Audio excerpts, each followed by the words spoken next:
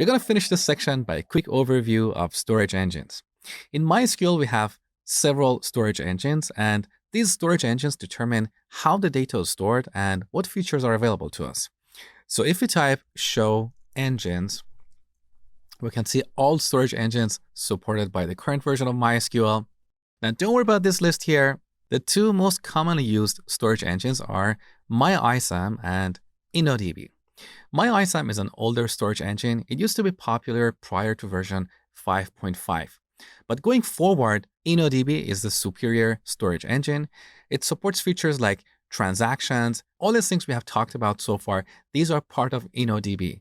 MyISAM does not support these features. So you really don't want to use MyISAM.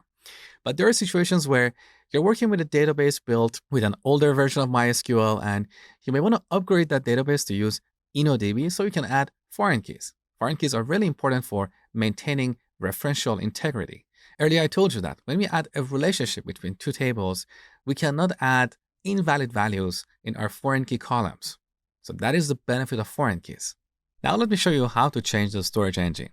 We set the storage engine at a table level. So in the same database, we can use multiple storage engines. For example, here I've got the customers table open. Here on the top, we have this drop-down list for selecting the storage engine.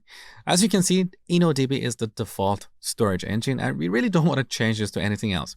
But if this table was built with an older version of MySQL, perhaps here we would have MyISAM, we could simply change it to InnoDB right here.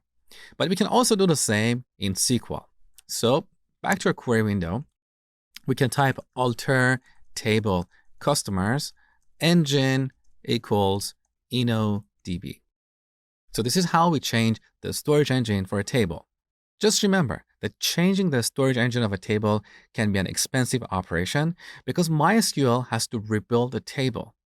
During this time, your table is not going to be accessible. So don't do this in production unless you have a scheduled maintenance. So that's all about storage engines that you need to know. And that brings us to the end of this section. I hope you learned a lot, and I will see you in the next section.